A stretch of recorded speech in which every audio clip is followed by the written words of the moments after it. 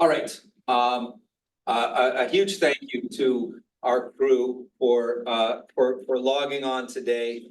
I'm really excited about today's session. This is the 10th in the Careers for History Majors series that we're doing. It's been a lot of fun. I've been learning a lot. I hope that our MA crew and some of our BA students who are logging on have learned a lot. It's been delightful. It's been especially fun for me to reconnect with some old students, friends, and colleagues. Joining us today are going to be 4 outstanding current doctoral students, and at different stages in the process. So I want to give a very quick introduction to them all. For my part, also, for those who are interested, because this was billed as not just a PhD, but also a grad school thing, I'll be sharing a little bit about the MA program for those who are interested here at Cal State. But for the most part, I want to get out of the way for these awesome people to hang out with you all, for you all to bring any questions that you've got. I didn't ask them to do extensive introductory remarks, so we can see where everybody's at in terms of what you want to learn from them and what you want to talk about. But I first want to thank everybody. Thanks. I see you just joined us, Fernando. Thank you for joining us. I want to just go down the line quickly. Let's see, alphabetical order. Jose Castro was a student in our MA program. He joined in our inaugural cohort in 2020, graduated in 2022 with his MA. Jose, I know, has been working, he worked with a Homestead Museum, did lots of really exciting work here, published with our journal. This is going to be an emerging theme, published his work with our journal. Just now has gone on to get accepted to the UCLA Chicano Studies program for his doctorate. And he's going to be starting in the fall. So he's at the earliest stage of our 4 in terms of the PhD process. Next alphabetically is Rocio Gomez. Rocio was an undergrad here at our program, and I have to ask you to jog my memory, who joined, graduated in, was it 2015, 2016? 2016. 2016, graduated with her BA in 2016. Also published her work in the journal, several pieces in the journal. So a theme is emerging here. She is now at UC Riverside, working on a PhD in history. This is cool because we have now interdisciplinary Chicano Studies PhD and a history PhD student. Is Megan Osaka your lead advisor, Rocio? It's actually Dr. Catherine Gudis, but she's going to be my reader for my comp exams in the fall. Okay, great. Dr. Osaka will be, yeah. Excellent. So you're looking at the comp exams coming up because you're in your 3rd year. You're finishing your 3rd year, is that correct?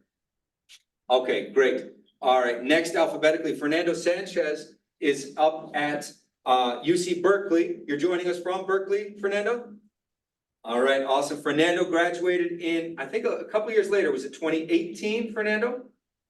No, I think I graduated, I don't remember. Oh no, it must be 2020 because Yeah, you were 2022. No. It was 2020. Yeah, it was 2020. I remember because Fernando, again, on our theme here, was editor-in-chief of the journal, of the history department student journal. And he was, I remember, chief editor of the journal as we went into the early and the highest point of the COVID pandemic.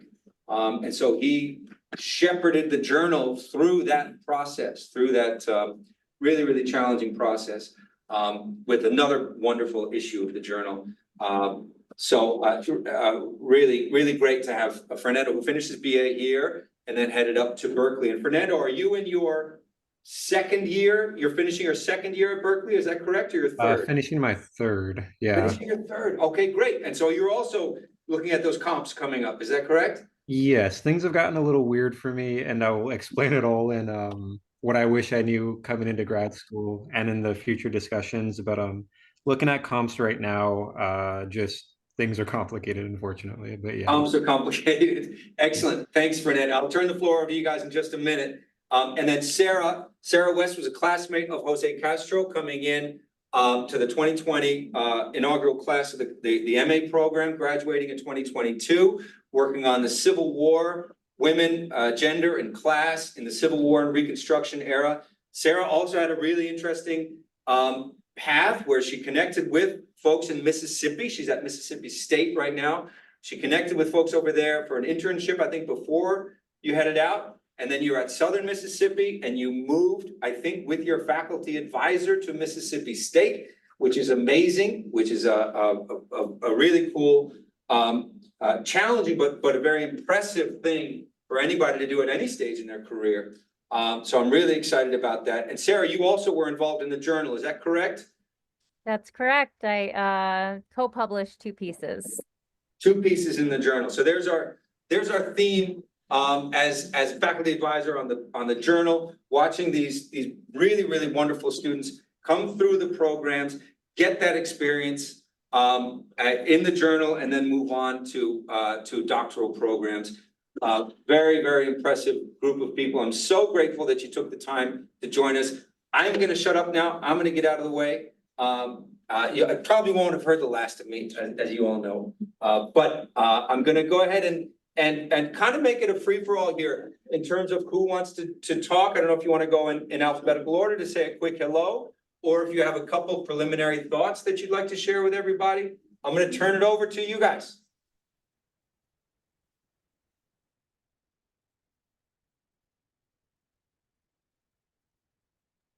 Hello, everyone. So as Dr. Murray mentioned, my name is Rocio.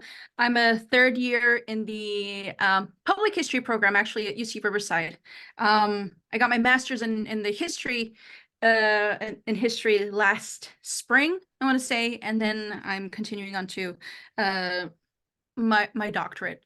My main research is actually, I was inspired by the gap years I took after getting my bachelor's in 2016, and I worked with the National Park Service on and off as a ranger, as an intern, all these different programs.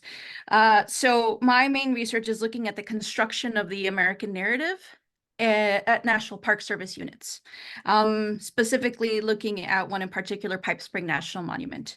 And that was actually what I knew I was going to study something regarding the National Park Service, but it was that internship 2021, right before I started in the fall at UC Riverside, this site, which sort of paved the way for how I was going to conduct my research. And just to, I came in without a master's, so not too much extensive training on other than what I received as an undergraduate student. A lot of my public history training actually came from working with the National Park Service, doing exhibits, writing papers, doing research and all of that stuff. So that's where a lot of my knowledge came in. And I think it was, in my case, what helped me get into the program itself, all this prior experience that I had. I was very lucky in that there was a university that was close enough with a number of faculty that I wanted to work with. And that's how it turned out. And I'm still in the 3rd year always. And I'm on the same boat as Fernando. I guess my comps have been pushed down 2 quarters already. And that comes to one of the things that I wish I had known, or wish I would have been informed about, or that people were more frank with me about before getting into the PhD program. And that is how many turns, not just the nature of your research can turn while still remaining on the same thread. It's also the turns because of all the shifts that happen because of the way your advisors think your research is going. So while you think you're headed towards, you're focusing just on public history and the American West, someone will come along that you're working closely with and say, no, I think you should shift it to Native American history because of this and because of that. Ultimately, at first questioning, but I don't think that's what's going to help me. but then recognizing, oh yeah, that actually will help me a lot, not just because of my research, but because of how they think it will benefit me after graduate school, right? And so because of that, I had already taken all of my credits. I had already taken all of my classes, right, since last spring when I got my master's. But now it's, we want you to take this class so that you can prepare for your comp exams. So let's push this. So instead of taking it in the winter, or instead of taking it in the spring, it was pushed back a couple of times. Try doing it in the fall, because we want you to take this class. So, well, I had planned out this map in my mind. This is how I want things to go. This is how I think things are going. Think I'm okay. Your advisors, hopefully, well, thankfully, in my case, recognized that I needed some more instruction on a field and something, and some sort of topic. And they'll say, no, we want you to push this back, your exams back, because we want you to succeed.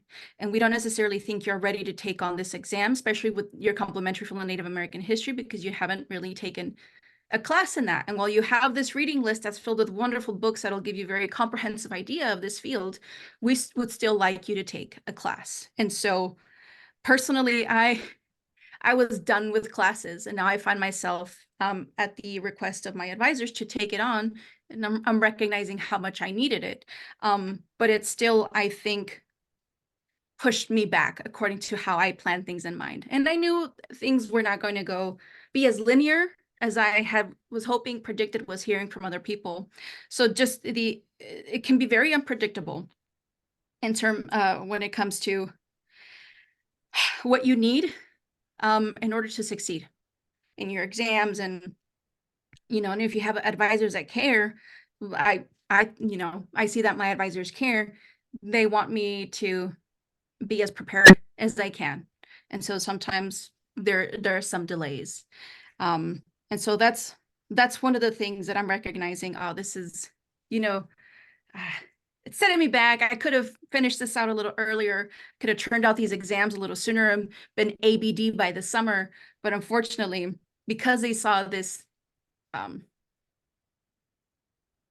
I needed further instruction on this field, that's what's happening. And I'm grateful that it happened, because I'm recognizing that I didn't possess as much comprehensive understanding of the field as I thought I did. So that's one of the things that I'm not necessarily battling with right now, but it has been a little bit more challenging.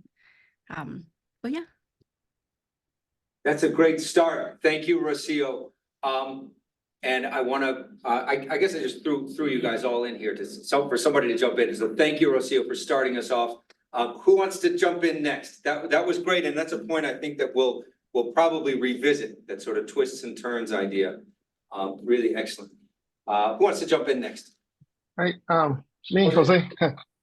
Yes, I would like to talk about my experience because since I'm going to start on UCLA in Chicana Studies, pretty much after when I finished the MA, I applied to several schools, and then of course the rejection is kind of sad, but or even the rejection or something happened in I got accepted in University of Arizona, but I couldn't go because it was kind of expensive and I didn't have enough money to support that. So I had to wait and I had to apply again. And one of the things you guys have to consider is the networking with professors. It's really important. That way you will be able to talk with the professors to the schools where you wanna go or you wanna apply. That way, they will know that you're there. You wanna be with them. You wanna be part of the institution, and that's what I did. I went to the good things. The last year, the Western Historical Association meeting was here in LA, and the American Historical Association was in San Francisco. So I went there. I met with the professors, and they knew about me. They knew that, oh, okay, I am Jose. I want to be in into program. And once I submit my application, they already know that who I was. So one of my my advisor, Robert Charles Romero from UCLA, he's going to be my advisor. I met him over here in LA, and surely he helped me out with my application. And Professor Dr. Carpio also from UCLA, she was really supportive. And so I will suggest to everyone who wants to apply to a PhD program, try to do the networking. It's really important to find those professors and study what they do, look into if it match with you. So that's pretty much my suggestion and my experience I have. Thanks, Jose. That was excellent. And that I love that these sort of crisp takeaways that Rocio and Jose have in terms of things to bear in mind. And I think we'll return to this one as well, the networking, and then the funding issue, but also the interdisciplinary studies versus history and a few of these other things that we can return to. All right, great. Fernando or Sarah, who wants to jump in next? I can go. So, yeah, I definitely have had some struggles, but to some extent mine are unique. It's going to be rare that you're going to start at one program and then end up moving to another as fast as I did. But, you know, I was 3 months into my program when my advisor told me that she had gotten this super great offer, and, you know, I could go with her if I wanted. And as far as my ties to her and what studying under her means for my future, I started working with her during, you know, my master's program, because I did an internship with her for the Civil War Letters to the Governor of Mississippi. And I mean, that it's just an opportunity that you can't really let go. So I took the chance, and not all of my credits necessarily transferred, which means there are things that I'm going to have to do over again. But I'm geared up to do comps next semester. Actually, no, spring of 2025. And I'm just trying to keep in mind that patience is going to win this. Like, this is a marathon, not a sprint, and not to get frustrated when I feel held back, or not to compare myself to other people in different programs, because it is completely different, and my journey is completely different from theirs. And the value that I get from working on this project is substantial. I'm going to the DHSI conference this year, and they want to send me every year to do like digital humanities training and documentary editing. I mean, really branching outside of just academia and history, but looking more at how we can revolutionize teaching through, you know, digital humanities and history. That's excellent, Sarah. And the connection also to what Rocio was saying about the National Park Service and the public aspect of history. Not just, if you get into a PhD program, doesn't mean you're only going to take this specific career path. I think that's important. And we did have somebody earlier in the series this spring from the National Park Service who was a PhD. And so I think that's an interesting, a really great connection. Yes, comparison is bad news in this line of work. Don't compare yourself in the marathon over a sprint. I love that. Okay, Fernando, please jump in. Yeah, so you all brought up very, very important, and I think in many ways universal experiences of a lot of people that end up in grad school. And I want to try and pick up on a couple threads that I particularly enjoyed and that I've heard other people bring up in my programs as well. So Rocio brought up that, you know, she took a gap year, and a lot of what she did during that gap year helped in preparing her for going into grad school afterwards. I've heard that so many times with a lot of my friends. I came in straight after undergrad. And sometimes I do wish I would have taken a gap year just to recuperate, work on languages more, just prepare a little bit more because like getting dropped into grad school, into a PhD program can be a little jarring, especially if you decided to do it late in the game, as I kind of did. For a long time, I wasn't sure if I was going to go into a PhD program. Several things kind of led me down that path. A lot of professors said like, hey, they were very encouraging. They were like, you do good, writing, you're pretty smart, you should consider this. Got into the Mellon Mays undergrad fellowship, which helped immensely. But there is always still a learning curve. There's always more that you could have done. So all this to say, don't feel underprepared, or you shouldn't feel bad if you feel underprepared, because I think most people feel that way.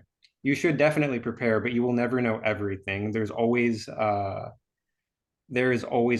that are going to be thrown your way. And if you have to take a gap year, that's great. If you don't, that also works. There's no one way of going into a program or going into graduate studies.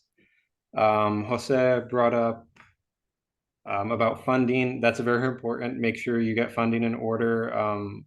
Always ask for help as well, because ask graduate students who are currently there, ask professors, ask like administrators. They can all be very helpful in providing information. Ask the graduate advisors or the graduate student advisor of like the department you're going to apply to too. The one at my department has been immensely helpful, like almost more so than any professor I know, because she knows the ins and outs of like not just where the money is, but also like the requirements that you have to do in order to get through the program. And those could be different, even amongst like the same departments at different programs or in different universities, the requirements could be different. And also, I did my undergrad in history, but I came into the Middle Eastern Languages and Cultures department with a historical project. I can do what I want to do here, but the requirements are different than a history degree. There's a lot more language involved, which I didn't necessarily know coming in, which would have been helpful. Again, that's where you ask graduate students or like try to figure out what the requirements for getting your degree are. Again, I came in without an MA. I had to get an MA on the way to getting a PhD, which is helpful in a way because there is like, to some degree, people do drop out, obviously. But if you can get an MA on the way to your PhD and then you decide to drop out afterwards, you got a free MA and you leave the program actually having a degree. That's always helpful. Always ask if that's an option. It's kind of unfortunate because I had to take MA exams, which are basically the same thing as quals. But like to a slightly lesser degree, like there was less books and the requirements were slightly different. Again, ask what the requirements of your program are before going in, especially because, again, it's always good to refresh that memory because these programs are long, right? Like most humanities, or at least all the ones I know of, they're like what, 6, 7, 8 years, like the normative time period to graduate. You can have these things in mind at the beginning. And as you're going through classes, as you're trying to publish, as you're doing all of your little requirements, you can forget various steps. Like I forgot I had to take a language exam in one language. I have to learn a lot of languages for my program. But before I took my MA exam, I had to pass a reading exam in one of the languages. I totally forgot about that. So I learned Spanish really quickly over the summer before my MA, just like to reading capacity. So always ask about that. Also, Sarah brought up there are curveballs, 100%. Like I don't know of anyone else who switched institutions 3 months in, but for example, I brought up that my quals have been pushed back as well, which another thing I wanted to bring up with Rocio, it's not like a linear path, right? There are bumps in the road. You can get pushed back. Even if you pass an exam, a lot of times the professors will say like, you still need to do better in this. You're always going to get constructive criticism, I think, because nobody knows everything. So don't feel bad if when you go into grad programs, if you're not progressing to the same pace as everyone else potentially, or if you have to take a step back, it's like you said, not a sprint, it's a marathon. And it doesn't matter when you finished. It matters, one, that you have funding. That is a concern. Like you should always make sure that you're not going to go into debt going on this path. But you can take time. Like it's not it's not a one size fits all, and you should keep that in mind. Sorry, going back to Sarah though, I'm getting a little off track. There are curveballs. For example, my advisor got shot last year, and that took him out of the university for a while. He is fine, thank goodness. But he had to go in for surgery. He had to do physical therapy for a while. It took a toll on him. It was very difficult. And because of that, I was kind of floating for a minute, and I wasn't sure what to do, what classes to take. We had kind of a plan. I had just finished my MAs.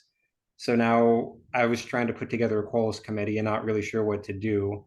Also, unfortunately, I recently found out that he didn't get tenure either. So that's another situation that I'm now trying to deal with. Always also double check on who can advise you in the various programs that you're in. Because again, sometimes your advisor might retire. Sometimes they might be taken out for family issues or people too. Sometimes they might not get tenure, which was very unfortunate in my case, but it's always good to have relationships with other professors. And also, it depends on the program you're in. My department's very interdisciplinary, so I take classes in like comp lit and history and anthropology. I have pretty decent relationships with professors in all of those other departments.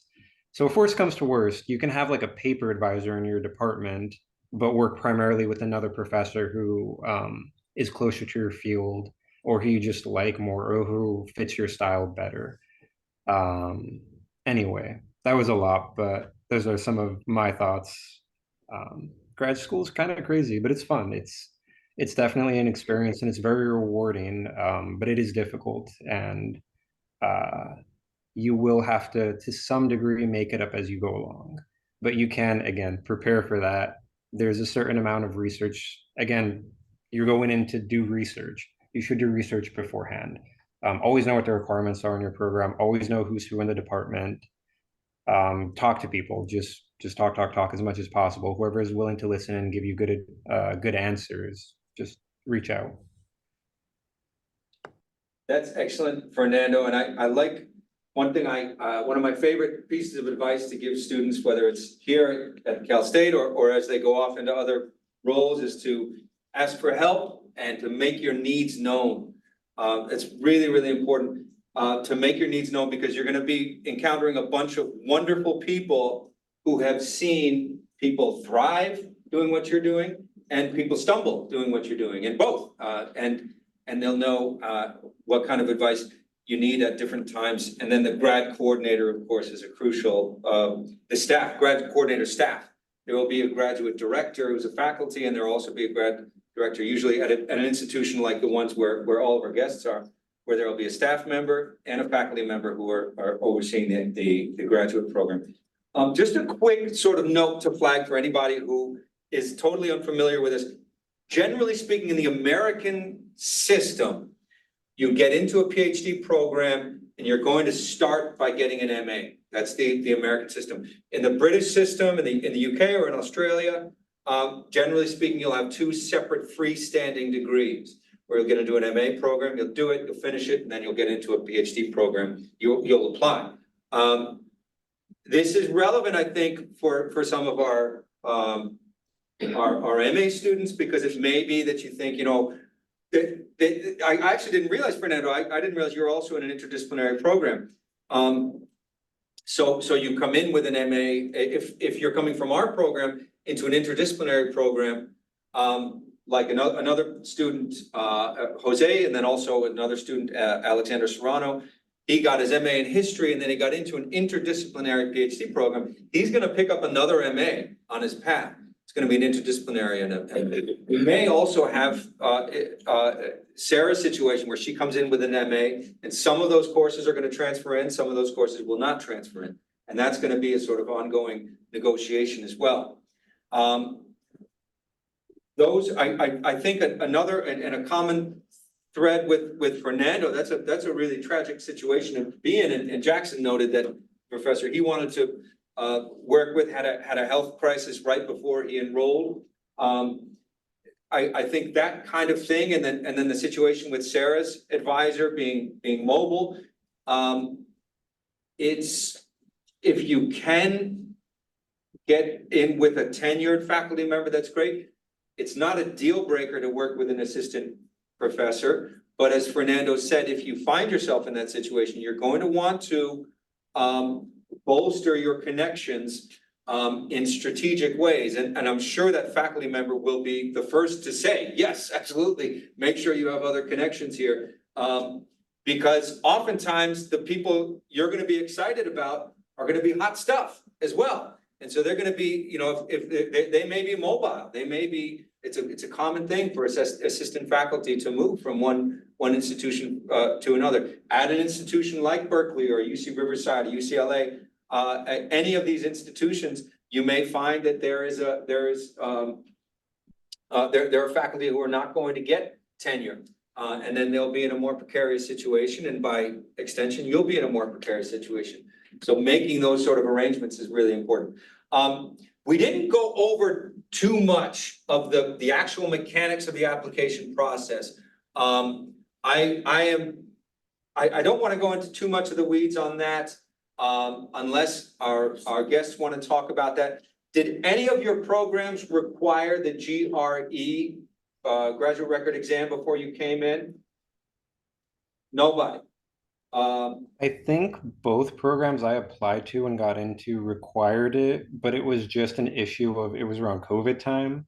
So Yeah. they just waived that requirement for some students. I know a lot of unfortunately, like the SATs were also going away, but those are all coming back. So graduate programs might also bring back the GRE, which is kind of ridiculous. But again, it's what's happening. I think that's good to keep an eye out for that. For those who are interested, the application cycle is usually October, November, maybe into December, depending on the institution. A couple things I want to just gloss, and this is something that Jose said, networking, but also reaching out. You don't apply to a PhD program because of the name on the door.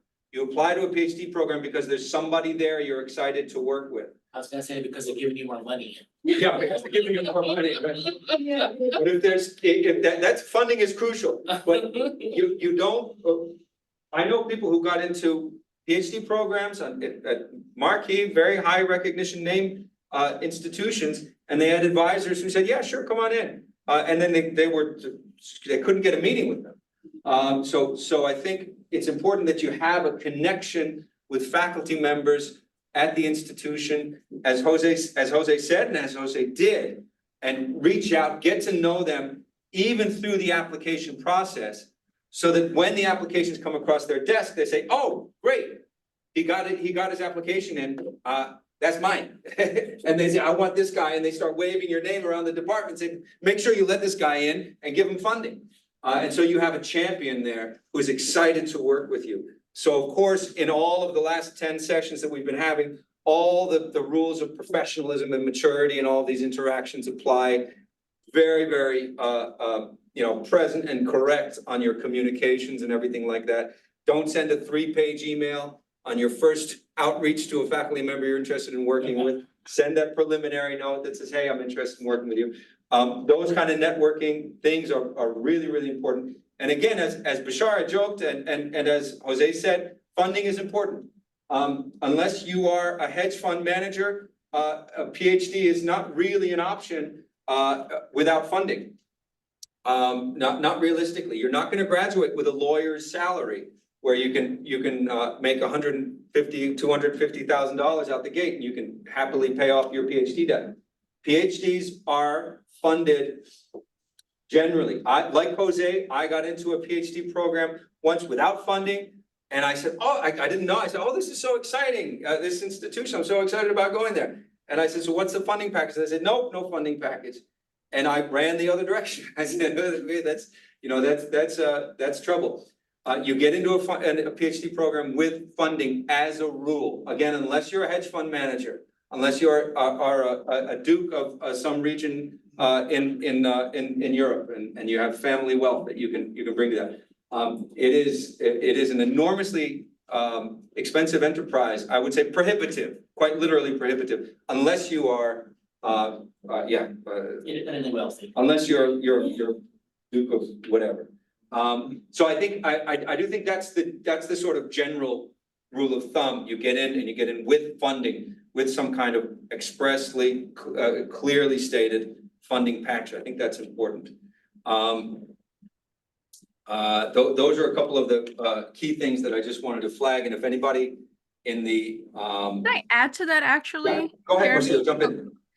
On the topic of financial stability, if that's what you're looking for after this summer, don't apply to a graduate program. It's challenging. It's incredibly challenging. I was very fortunate in that when or one thing you can do if you apply to multiple schools and get into multiple schools, I applied to UC Santa Barbara, UC Riverside, and Arizona State University, and I got into all of the PhD programs. One thing that I did was start advocating for myself financially. Is there a way for me to get the most out of any of these programs? Hey, Santa Barbara is offering more money, but I want to go to UC Riverside because it's closer to home, this and that, things like that. And that was able to be done for me. It wasn't a lot, but they were able to scrap up some funds to augment my funding package. And that was great. I was able to do that. I was like, if not, I'm probably still going to go to UC Riverside, but they were able to do that for me. I was really appreciative of that. And because of it, I got to work with Humanities Action Lab. That was part of my funding package. But things like this. But also it's, despite the fact that I feel I hit the jackpot. You know, I decided to go with UC Riverside because of the main professors who are now my advisors that I really wanted to work with, but because I spoke with other faculty members in the department, and I thought, you know, if something goes south or if my research changes, I would like to work with any one of these other faculty members. And so I presented that sort of potential of flexibility in that department specifically. I also live in Lake Elsinore, so it's about 45-minute drive from here on a good day.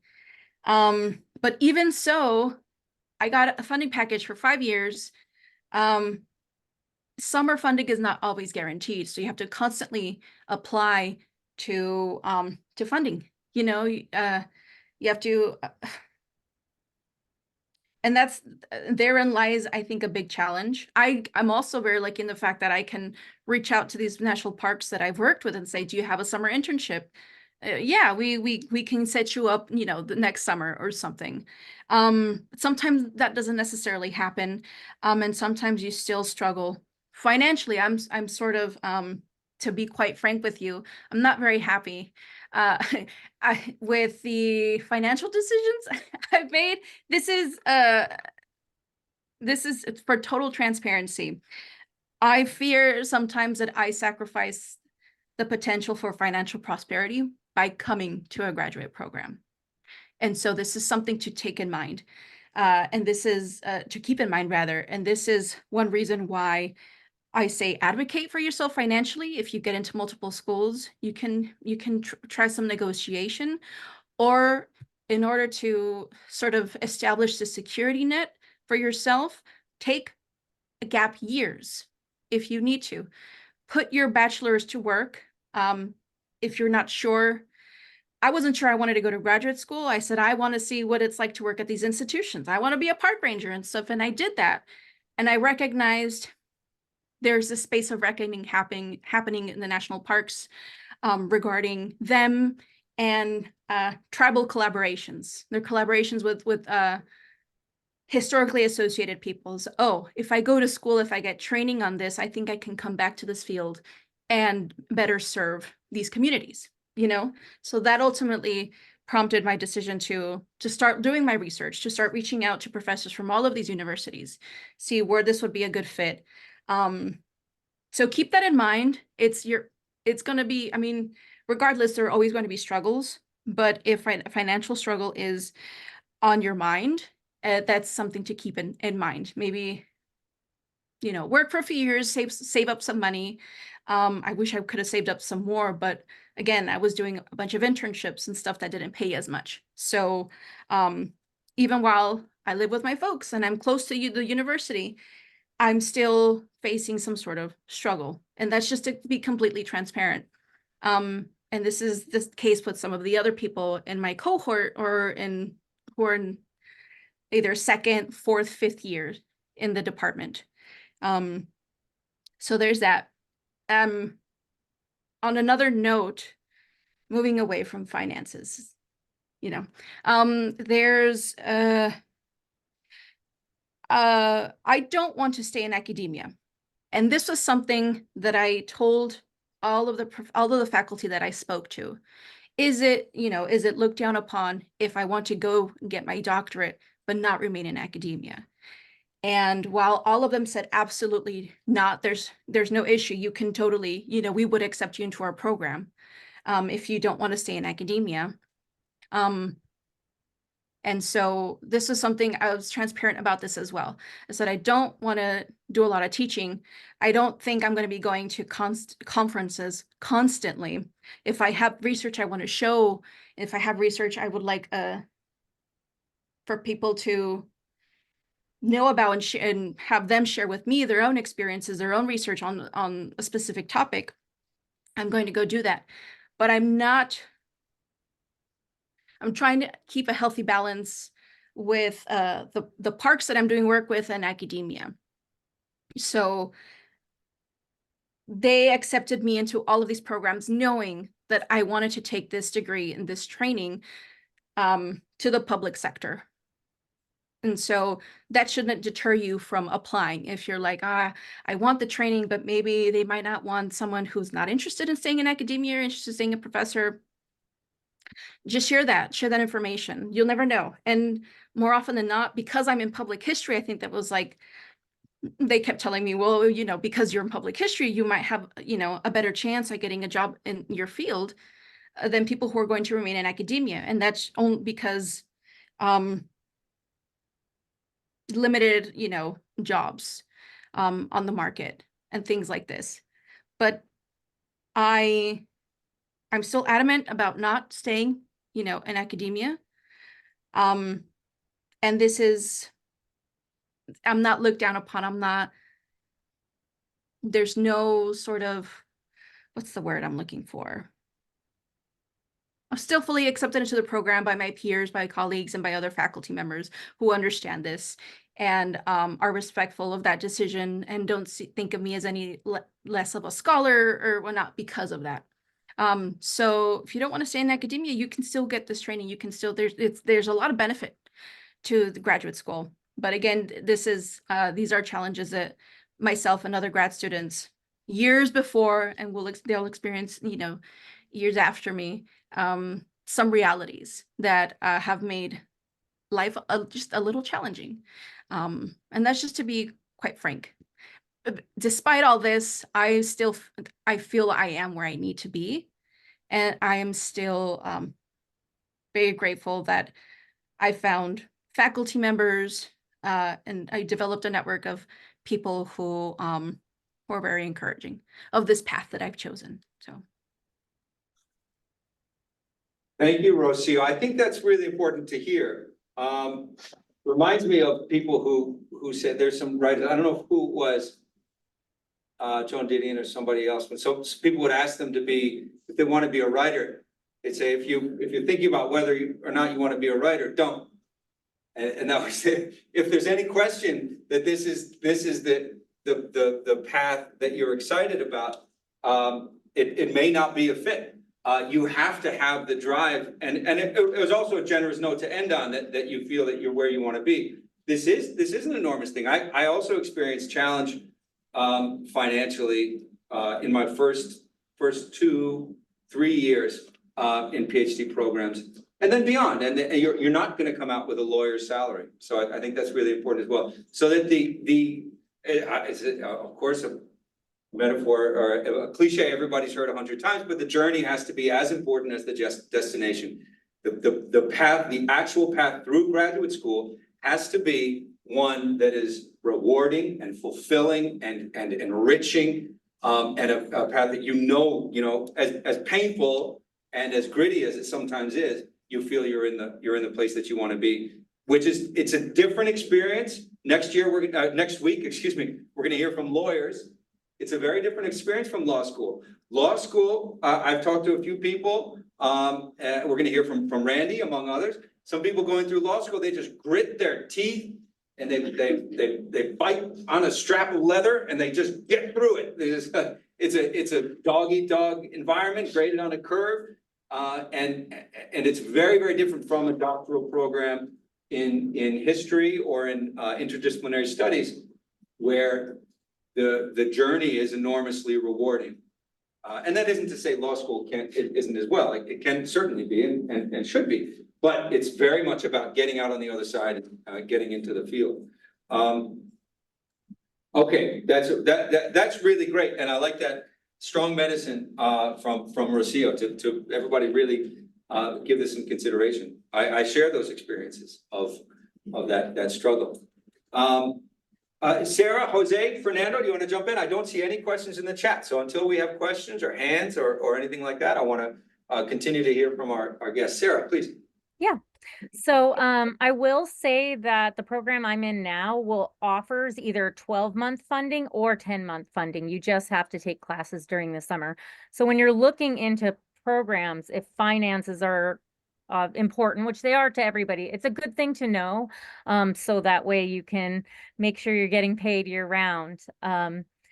Another thing is atmosphere is really important. If you're going to go out of state and go somewhere different, grad school is emotionally really, really hard. It's going to take everything out of you. And if you don't have a strong support system, if you're away from home, if you're not in an atmosphere that you're not happy with, that is going to make that exceedingly difficult. So if you're looking to go out of state, if you're looking to go somewhere far away from home, go visit, go see all of the things, look at all of their events, see what kind of culture there is, look at their local newspapers.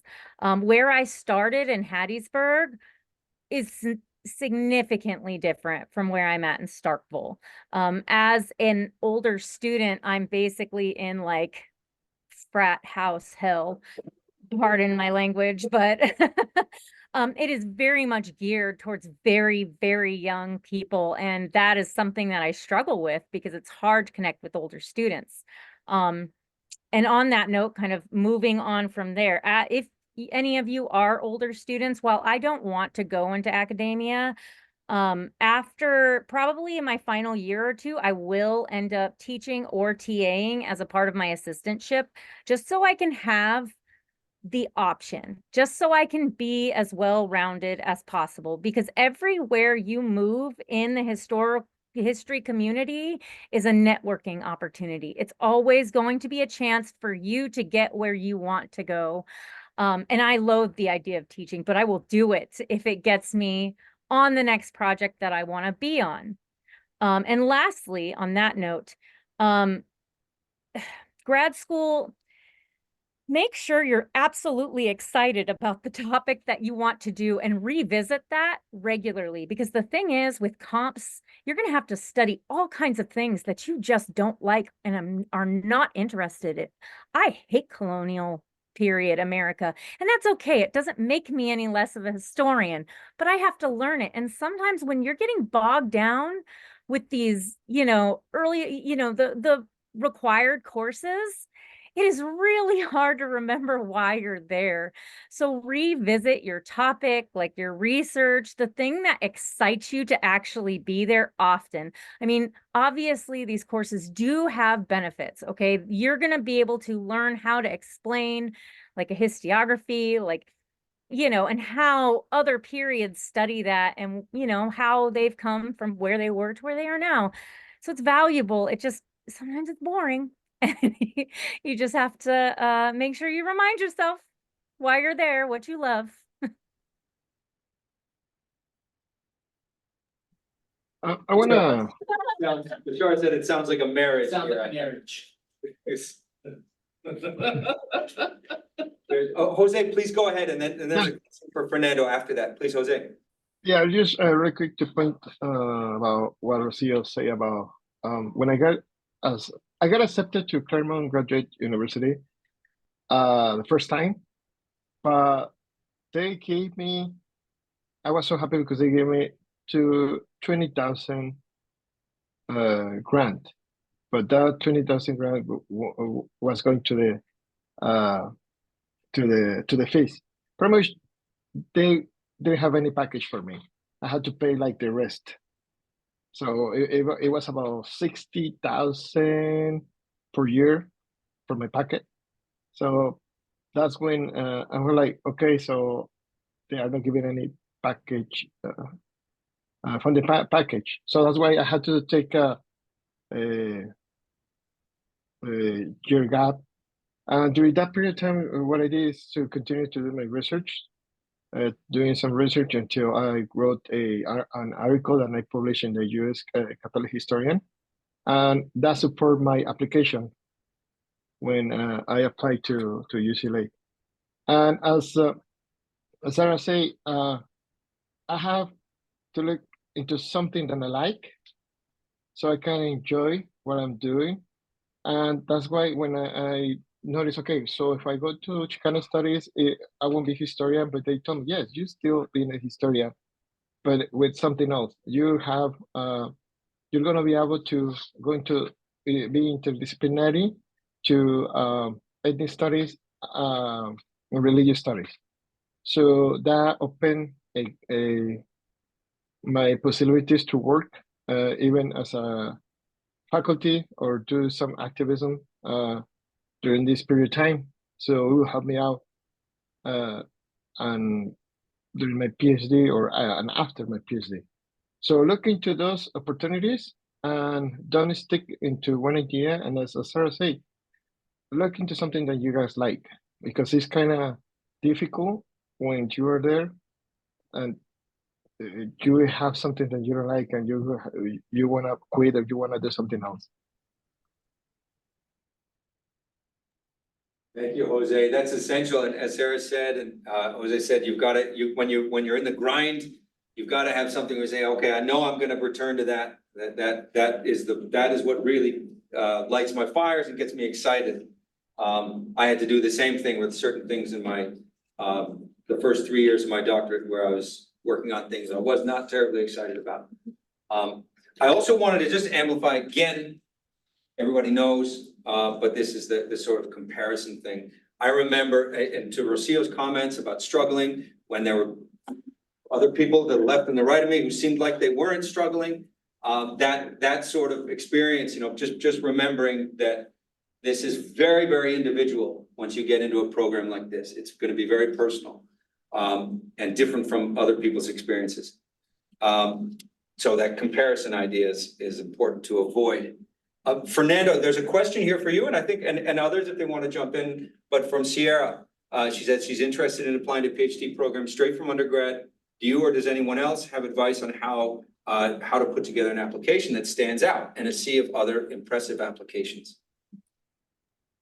Yeah, publishing in the history journal, that was a common thread. But if you can have any type of publication, no matter how small it may seem, any type of research opportunities with professors, ask around, be like, hey, what are you working on?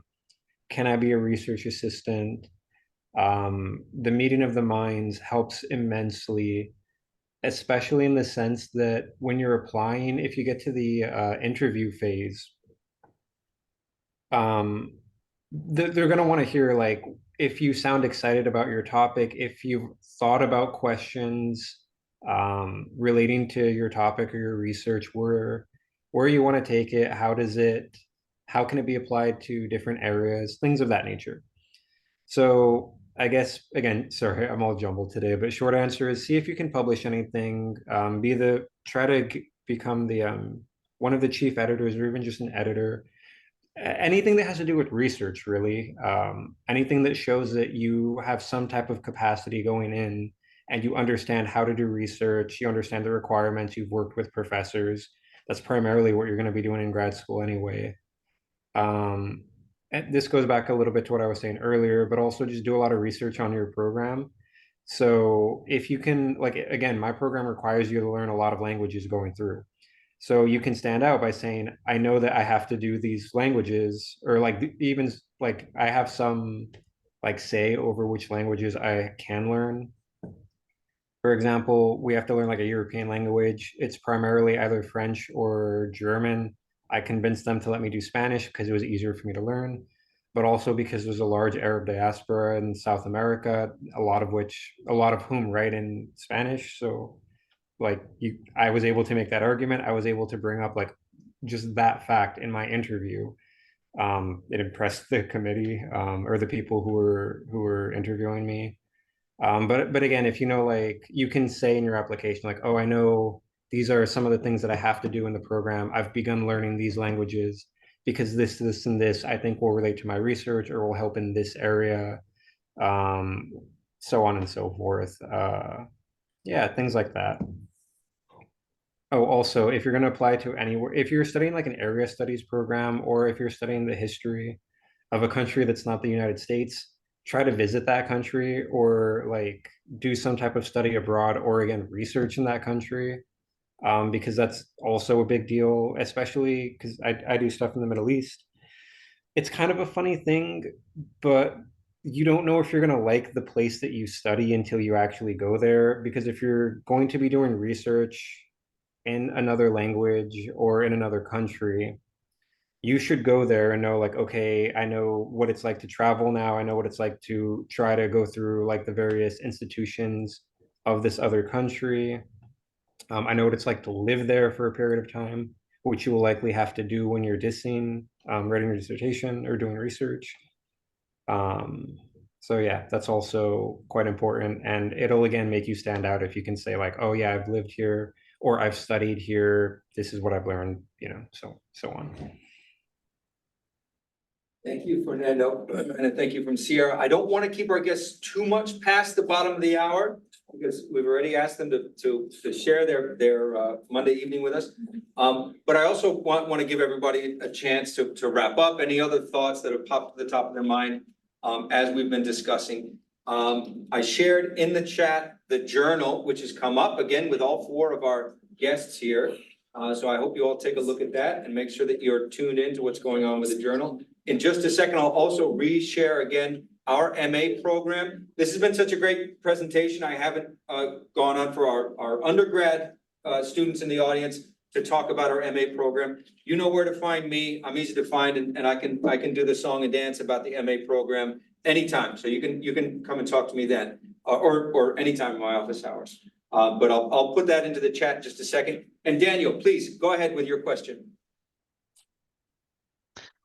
Hey there, everybody. Sorry for taking your time. I just have one quick question for, whoever can answer it that's currently going to grad school. I'm currently working full-time right now. I'm about to start attending the master's program at Cal State San Bernardino starting this fall. My question is, I'm very interested in pursuing a PhD after I get my master's, although I'm not too sure if it would be doable due to the fact that I work an average of like 40 to 45 hours a week. I'm not too sure if PhD programs even like offer part-time, like if you can do 6 units or less in one semester. My question is like, would it be doable in my current situation to work full-time and also go to a PhD program? Yeah, if I could jump. Oh, sorry. No, well, just real quick, I would strongly advise against that, just simply for your mental health. But, sometimes people will let you do part-time classes.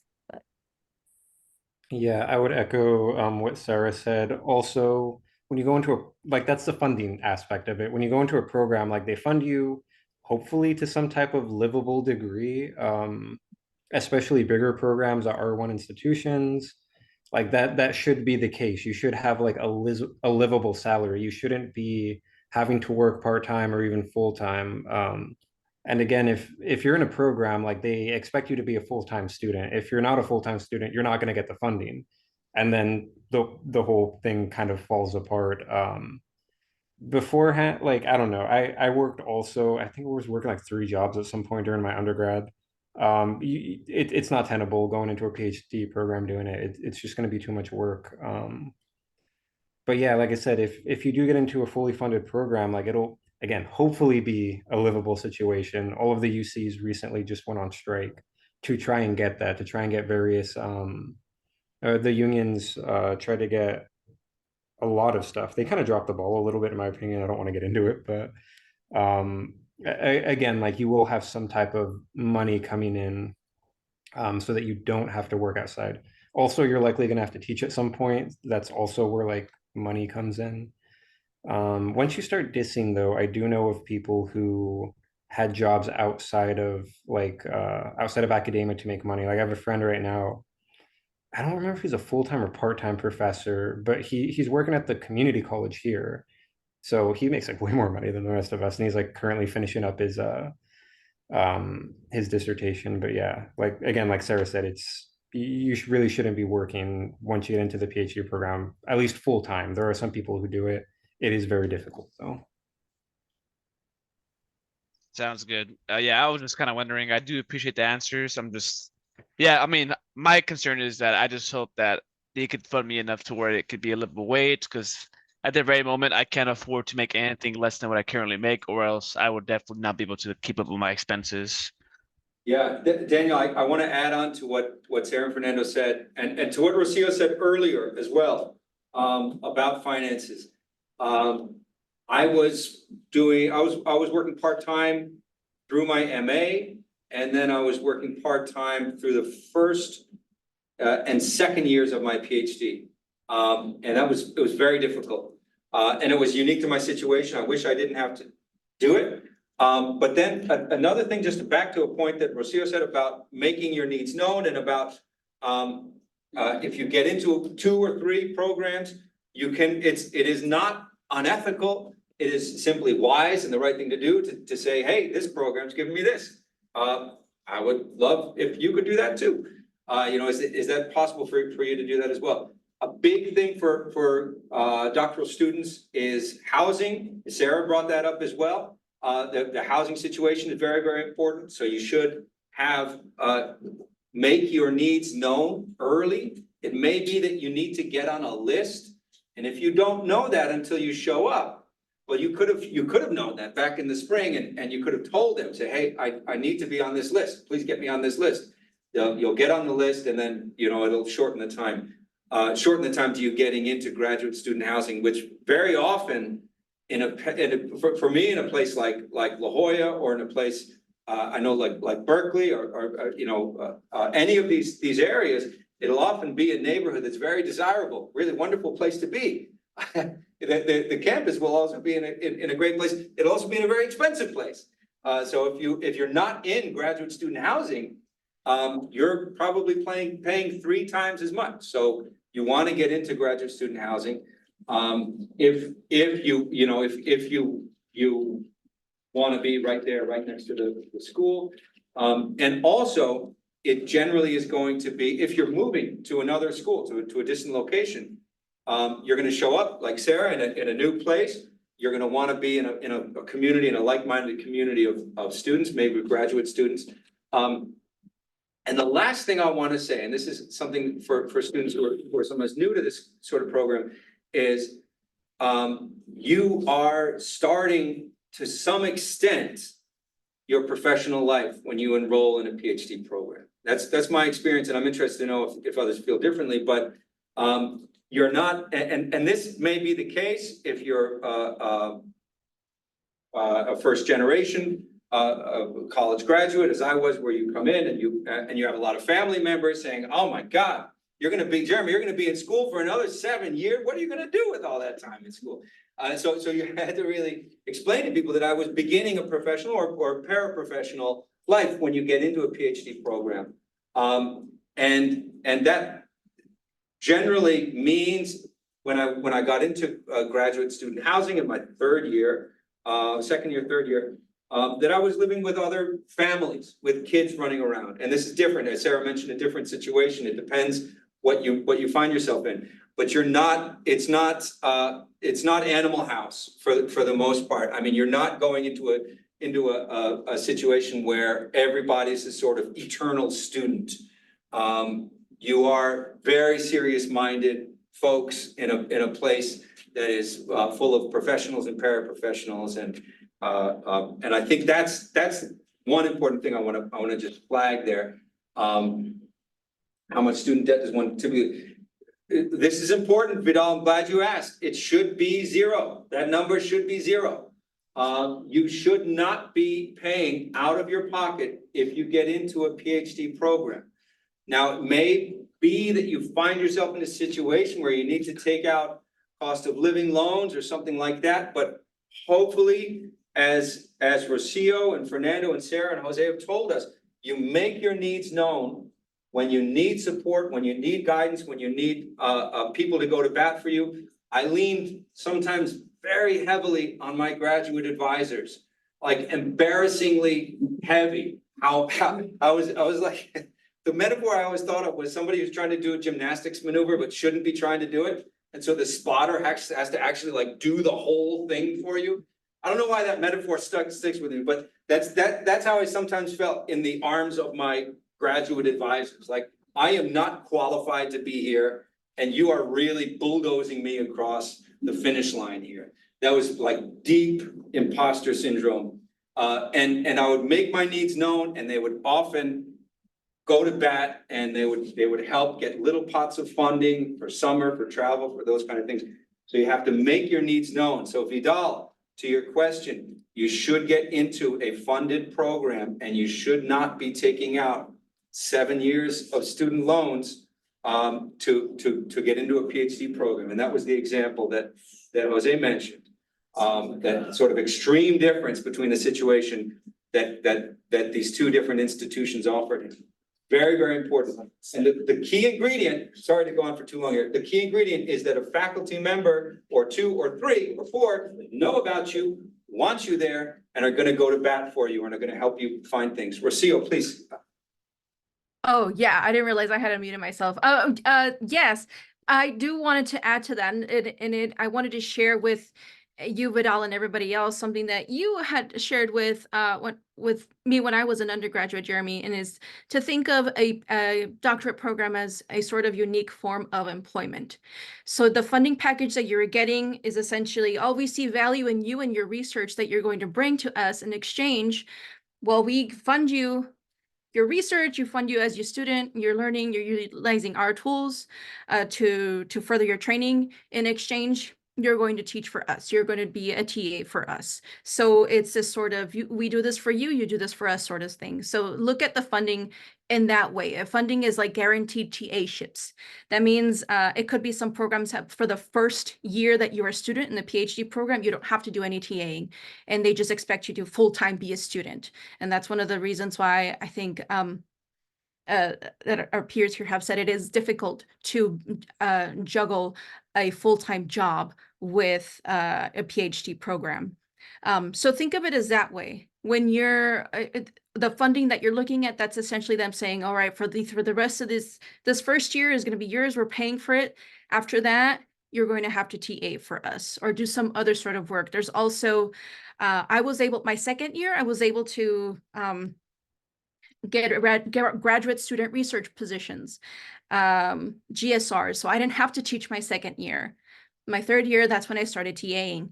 But that's what the funding is for, kind of. You know, think of it as this kind of contract, as that kind of form of employment.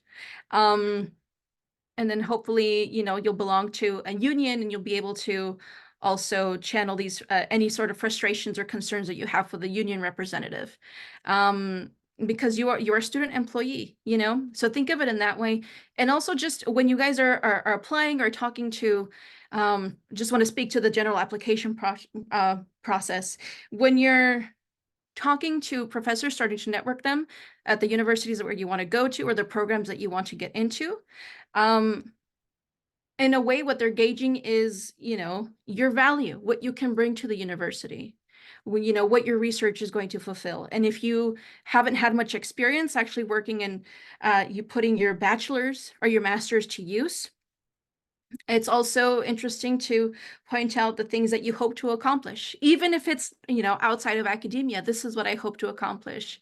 I'm looking at your program, looking at working with you, because this is the value I see in your program. This is what I see there. This is how I see that it can build my expertise. I want to be trained in this because this is how I want to apply it afterwards. So be very direct and make that clear. And also don't be afraid to let your passion shine through. I was talking about, you know, national parks and the stuff that I was doing. I was like, that's how I got into oral histories. The first people I interviewed for oral histories were people who were formerly incarcerated at Manzanar.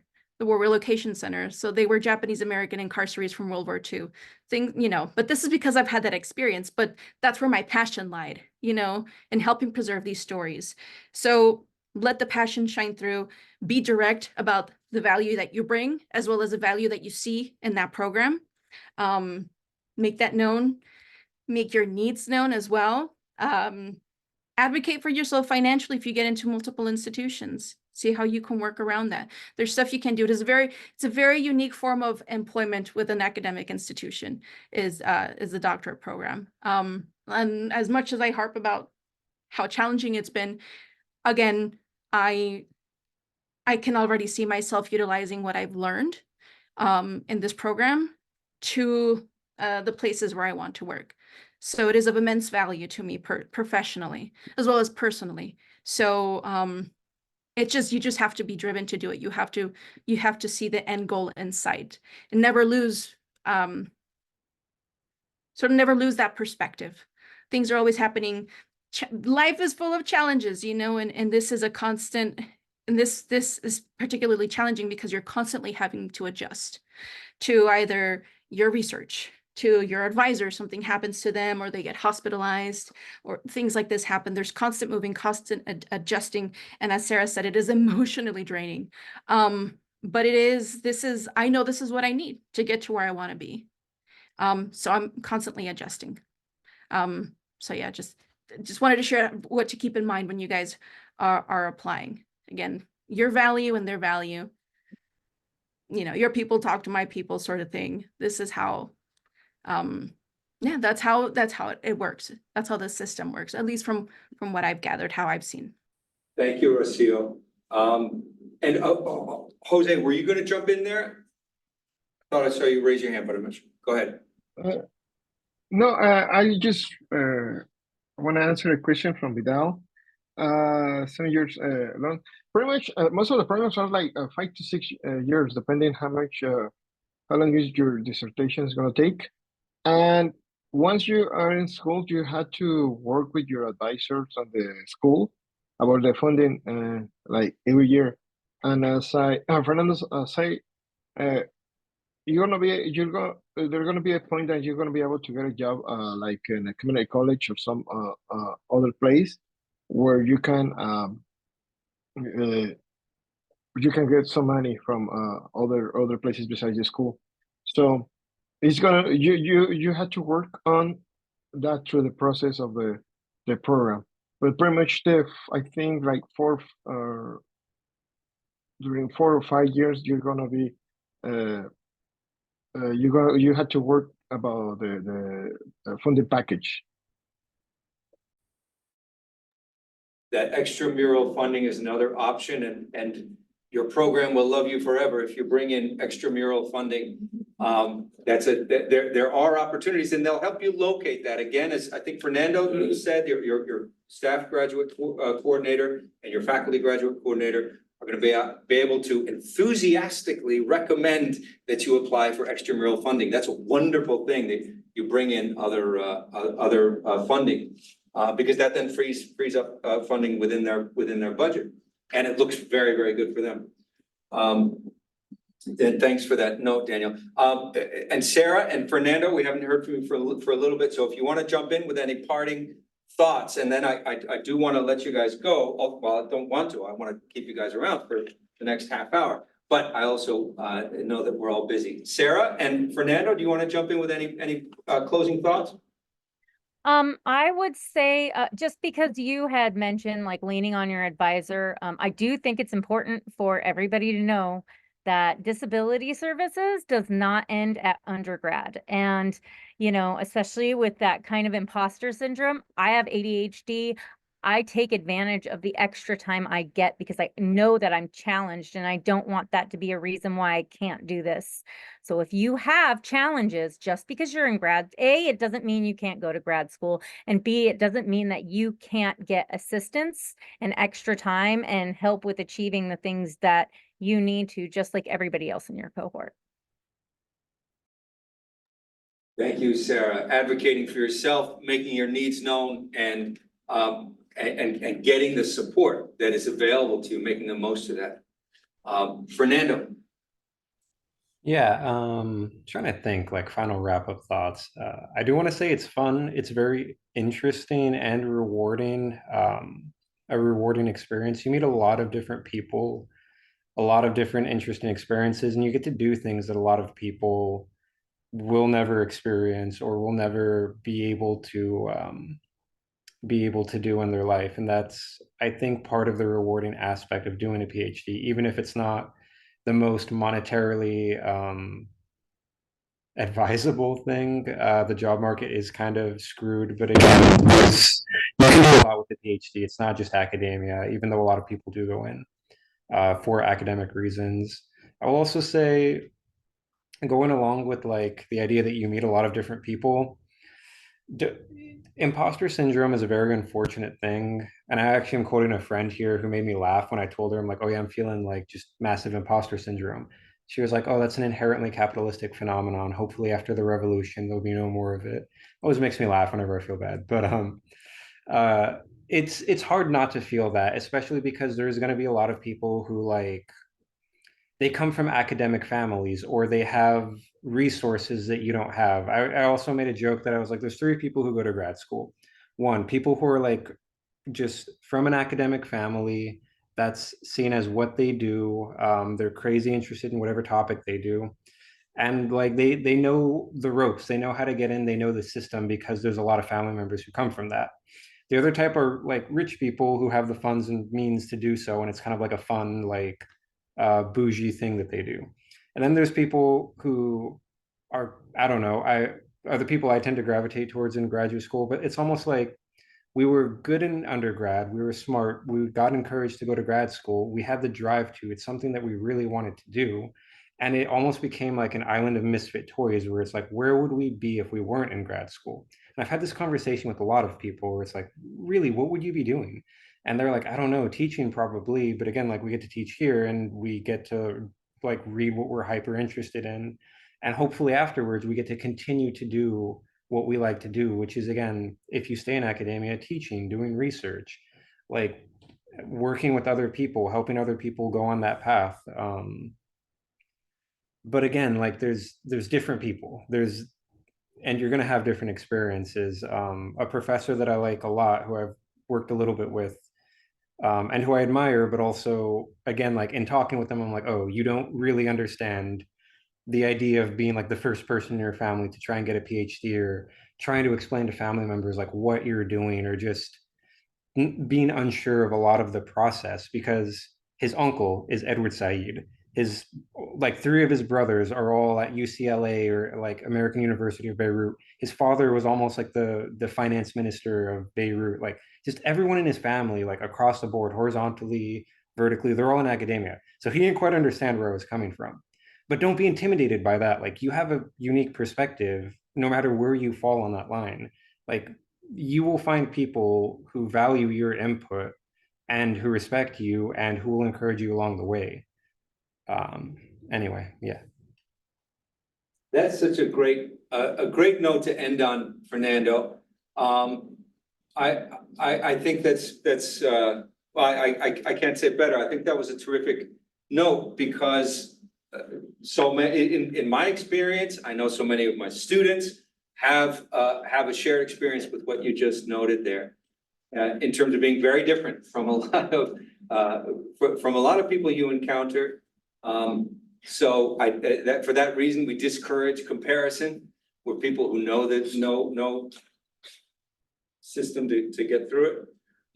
But then also you will find your island of misfit toys for sure. I know I did, and there were some in my program who were very different from me, but then there were some who when we talked together, we spoke together, we said, oh, yeah, what else would we be doing? This is it. No, this is More money. making more money, is what I said, maybe. But then, maybe you'd get through a couple of years of law school and you'd say, this isn't for me, and then you'd have you're up a creek without a paddle with $200,000 of debt, so. That the passion sustains you, I think.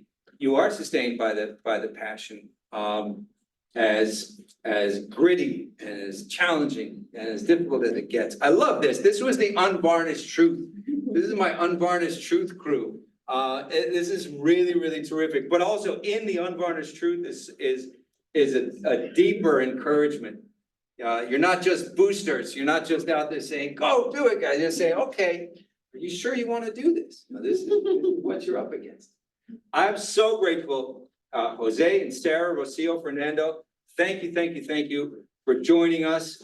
I'll be in touch with a little goodie bag that I'm gonna send your way of our faculty publications here and our latest journal and all that stuff. So I'll be in touch with you all by email. Please look out for that. Thank you for everybody who joined us. To the MA crew, I'll see you in about 30 seconds. I just want to add really Jose. quick something. I want to give a thanks to you, Jeremy, to Dr. Carp, to the faculty in the Cal State San Bernardino, because you guys helped me a lot to go into this process during these 2 years. Thank you so much. You've been really supportive, even though 2 years, I graduate 2 years. You keep asking me how was my applications, how was everything. Thank you so much for that. Thank you for all the Cal State San Bernardino faculty. You guys were really supportive in this process. I just want to give you that. That means a lot, Jose, and UCLA is lucky to have you. So you will make them shine brighter. So thank you for your awesome work. Thanks, everybody. Thank you, Jose. Thanks, Fernando, Rocio, Sarah. I'll catch up with you guys again soon. Thank you. Take care, everybody. Thank you. Thanks, everybody.